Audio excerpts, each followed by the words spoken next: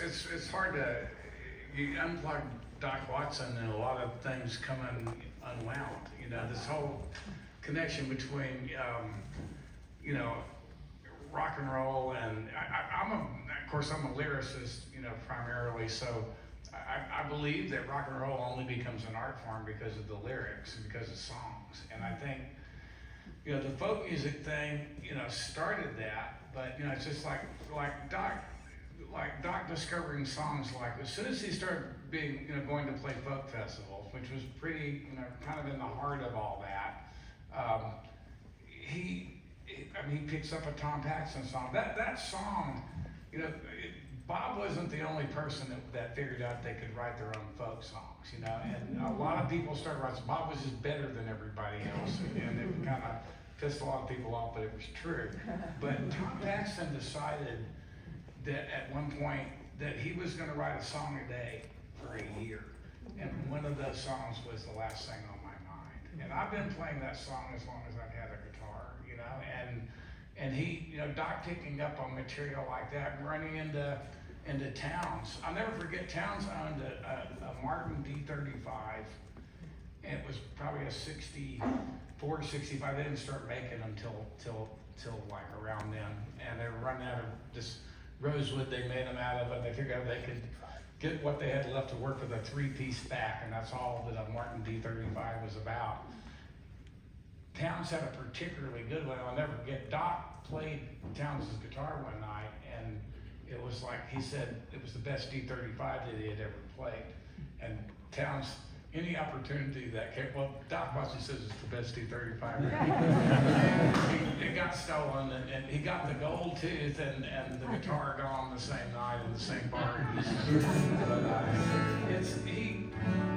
And I have a very distorted view of it, because in my world, he was kind of like the center of everything. He was, when I got to Nashville, the other cool people besides the songwriters that were there from Texas and other places, and Guy Clark was in the middle of them, were the kind of the long-haired bluegrass guys. Hartford was already there when I got there, and that was a very, very big deal. So I met, Doc was around, I met, Newgrass had started by that time, so I knew those guys. David Grisman and those guys. Johnson and those guys. Yeah. Uncle Walt's band was still together.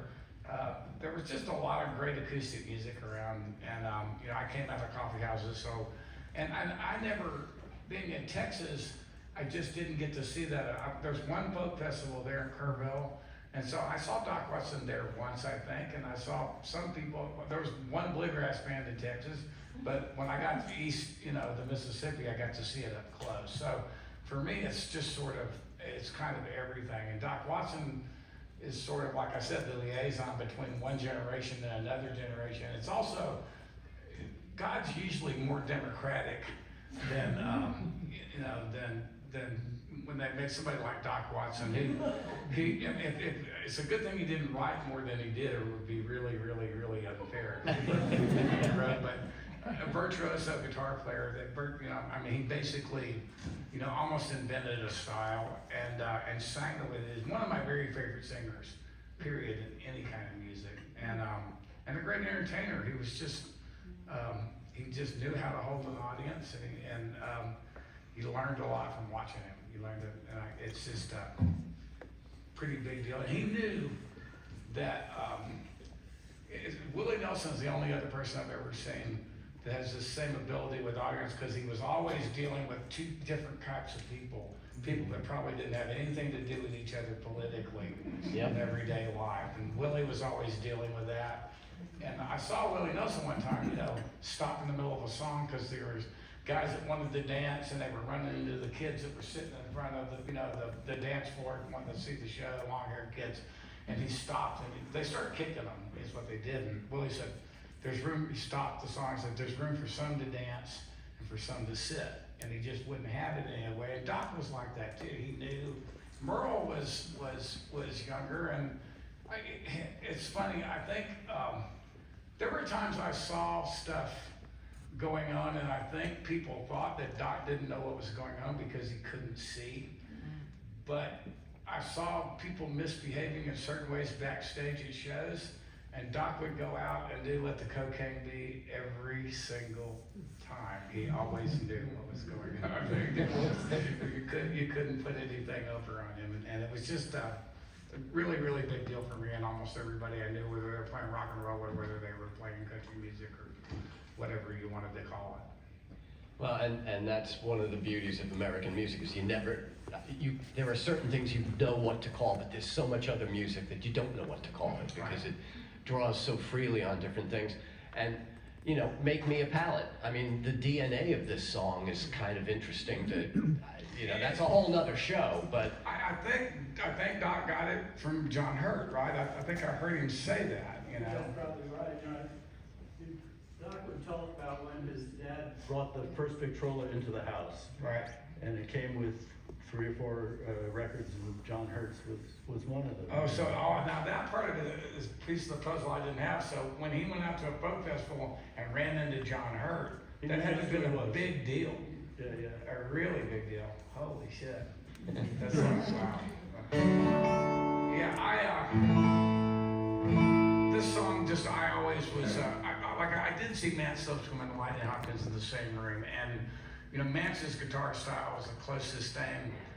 It's kind of similar to John's and Hurt's in the sense that it's very melodic rather than, you know, being all, Vance and Lightning got to be kind of friends towards the end of both of their lives, but they were polar opposites. They were different, but Make Me Down a Pallet on Your Floor. I don't know where this song comes from originally, but I think I heard Doc say that he got it from John Hurt. Let's see.